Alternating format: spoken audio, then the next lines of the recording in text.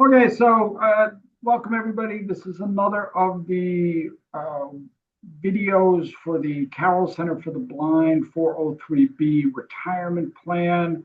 This time we're talking about the differences of the two different contributions that you can make to the plan. One of those is pre-tax, and one of those is in a Roth 403b. And we'll explain the nuances, the differences, and what's involved with the plan. We're having a little fun with this, with the little spy versus spy for those of you who are, what would that be, Craig? Like over 40 years old? You got to be over. Oh, yeah. We're 50. You know what Mad Magazine is? Yeah. hmm That's what this is from. You can look it up, kids. It's an internet. So, which option is best for you, or should you consider using both of them?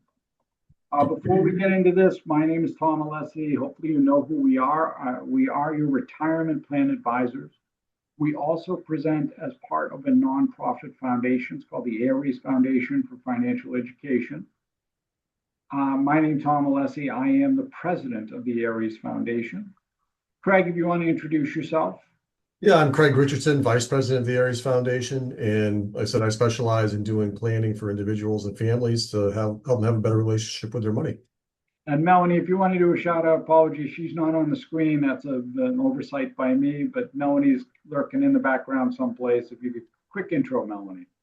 Hi, I'm Melanie Krupa. I pretty much keep these guys on track as best as possible. She is our operations manager. Thank you. All right, so this is the Carroll Center for the Blind 403b plan. Real quick, just some basic highlights for the plan. Just know that you are immediately eligible to join the plan. You can, once you are hired, you can join. It's on the first day of the next month. So we're in the middle of a month, Greg. Your first, and in November, your first date that you could get enroll into the plan would be December 1st for this. Great, that makes sense to me. Okay. You can contribute up to 90% of your pay.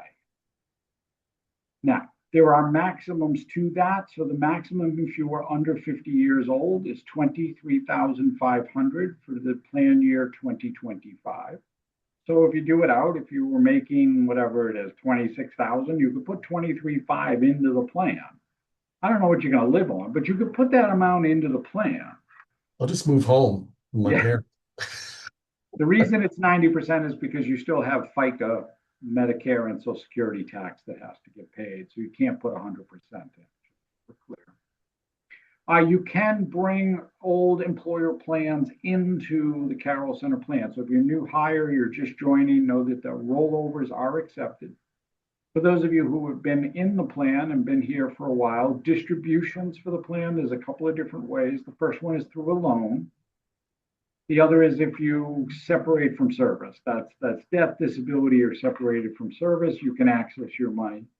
Mhm. You can take a hardship. Now, a hardship distribution means that you've already exhausted the loan, and then you still need additional money. A loan, you can lend yourself up to 50% of your account balance, Craig, to a maximum of 50,000 or 50%, whichever is the lesser number. Okay. So if I have 100,000, I can loan myself 50,000. If I have 80,000, the max I can loan myself is 40. Okay. But if I loan myself 40 and I have 80 and I still need another 10 or 15, that's where the hardship comes in. All right, so I have to file paperwork for that and get that approved, correct? Get that approved, and it's only for a certain couple of things.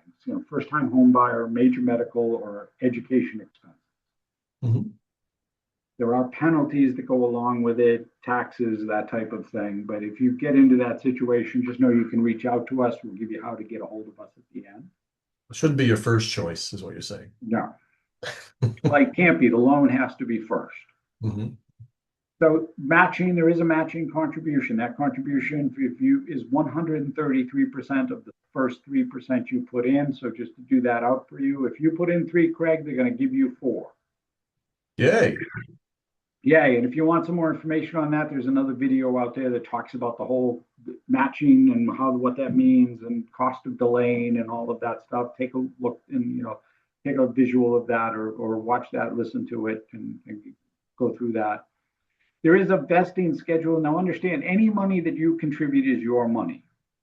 Mhm. The money the Carroll Center puts in when they start making that matching contribution on your behalf, there is what is known as a 3-year cliff.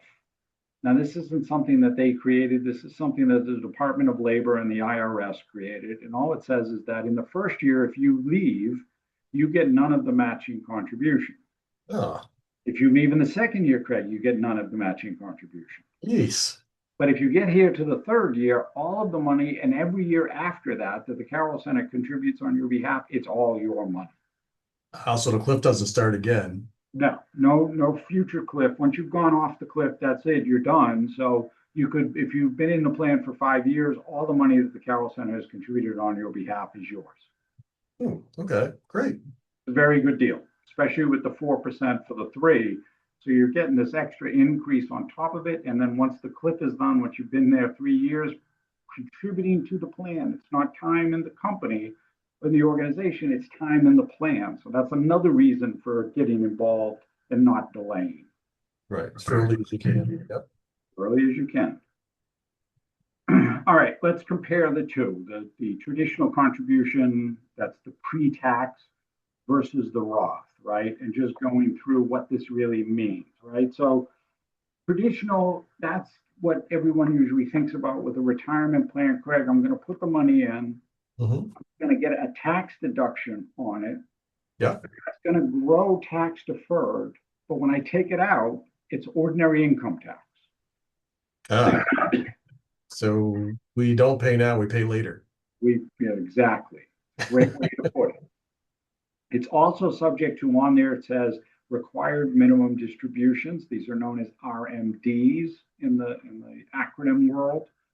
It means that at some point, that tax deferred, the government wants their money. And the government's going to force you to start taking that money out. And so you have these required minimum distributions. Now, in today's world, that number doesn't start until age 73. Okay. By the time someone who's younger gets, right now, the tax law says in 8 years' time, it's going to be 75 that it would start. Wow, 20 years from now, it'll be 90. No. Yeah. So, but so the idea is I put the money in, I get a tax break today, but I pay for it later. Mhm. A Roth does a little bit different. What a Roth says is I'm not going to get a tax break today, so I'm going to pay whatever tax I'm paying. The money is going to grow tax deferred, just like it was. But when I take it out, if I've done it right, I've left it in for a period of time and hit all the criteria. When I'm at retirement and I take it out, it's tax free to me. Oh, that's cool. So this, there's a back and forth here about, what makes the right decision, what doesn't make the right decision. We'll go through that in the next couple of slides with it. But in the basic, it's one of them's going to lower my tax base today. One of them's going to lower my tax base in the future. Like you said, Craig, either pay now or pay later. What are you going to do? So the Roth 403b, though, it says here requirement distribution. There is no requirement distribution from the Roth account, though, right? That is correct. Okay. It says yes, but it's really no. Well, see, what it's saying is that because if you leave it in the employer plan, Yeah. then it becomes subject to the rule of the employer plan. And the employer plan says those monies need to be distributed by a certain date, i.e. required minimum distribution. That's why it says what you should do is roll the money into your own individual retirement account, IRA, in this case, a Roth IRA, and then there are no RMDs. Because some people leave their money in their old employer plan, and it's not a good idea with the Roth. It's not a good idea in general once you get to retirement because there's a whole tax consequence and other situations that occur with that. But specifically in the Roth contribution, you definitely should be moving that money over to someplace else. Gotcha. All right, so let's look at it between what's right, choosing the right option, right? So, how does that work? What makes sense? Who might benefit from this? And we'll go through a couple of real life scenarios on this, like 2 different people and what that would look like, because the traditional is, sort of talked about, like if you've got higher income today, or a high tax base, it might make sense to want to lower that today because you don't know where tax rates are going to be in the future. Mhm. But if you don't have a high tax rate right now, just the same conversation. Who knows where the tax rates are going to be in the future? And so I know it's low today. I can take advantage of that, get the Roth, and then in the future, if the entire thing has skyrocketed to where it was like in the 80s and the top tax rate was in the high 60s or 70s percentile, then that's a much better scenario for me because I paid the low tax rate today. Yeah, even if it's higher though, if I'm paying a lower tax rate today, I'm only paying on the contribution. I'm not paying on any of the growth. Well, that's what I mean. That's why it would make sense sometimes for the Roth in that situation. Yeah, absolutely. So let's take a look at some real life scenarios here, right? So this is Maria. Maria is 30, right? So 30, single, she has income, but there's no other income that's coming to her. So for her, the idea is I don't really worry about lowering my tax base today. Mhm. I'm concerned about where it's going to be in the future, especially I'm 30. My income is probably going to rise and increase as I get into my 40s and 50s. So why don't I take advantage of it now, contribute to the Roth, and then maybe switch when I'm in my late 40s or early 50s to a more traditional contribution. Mhm. John, on the other hand, John's much older. John's in his mid 50s. John has income. John has a spouse, so it's a dual income family. They're making a lot of money. So now it's more of the concern is I'm paying a lot in taxes. I'm better suited to try to lower that tax base, try to lower as much as I can, because I don't know that where things are going to go into the future. But right now, I know what I'm paying, and it's a lot out of pocket. Right. Yeah, and he may not be worried about the requirement of distribution because he's going to take this money anyway. Right. And so he might be using it if he retires, say in, 8 or 10 years prior to Mhm. 65, he may be wanting to use it to bridge. So he's going to be using that money and distributing it out, not really worried or concerned about the required minimum distribution age and going through that. So again, it just depends on your own situation, your own circumstances, what makes sense for you, what doesn't. One of the things we talk to everybody about is the idea and concept here of it may not just be as simple as one or the other, right? It might make sense to have a little bit of one and some of the other. Mhm. You can do 50-50 if you want to, but I mean, again, if you're under 50 years of age, you can put 23,500 away. If you're over 50, you can put up to 30,500 away. And maybe Right. all right, I'm going to take the bulk of it and put it pre-tax, maybe 18 or 20,000. If I'm over 50, then on the remainder amount, I'm going to put it into the Roth. Right. Because the crystal ball we don't have is what future tax rates are going to be. That's the one unknown. Can't know where that's going to be. Can't know what's going to happen with that. But the idea is that you can only sort of plan where you are today. And so this becomes, if you're unsure, if you don't know, I mean, really, that's why we're here. That's what this is about. The whole idea is you're able to reach out to us, have the conversation. There's a QR code on the screen. If you take your phone out and you shoot the QR code, it's going to open up our calendar. Let's have a conversation. Let's see what makes sense for you. It might just be do Roth and do Roth only, or it might be, Craig, a combination of the two to try to get some of the best of both. I'm going to take a little bit of a tax break, but I'm also going to build up a tax-free bucket for later on as well.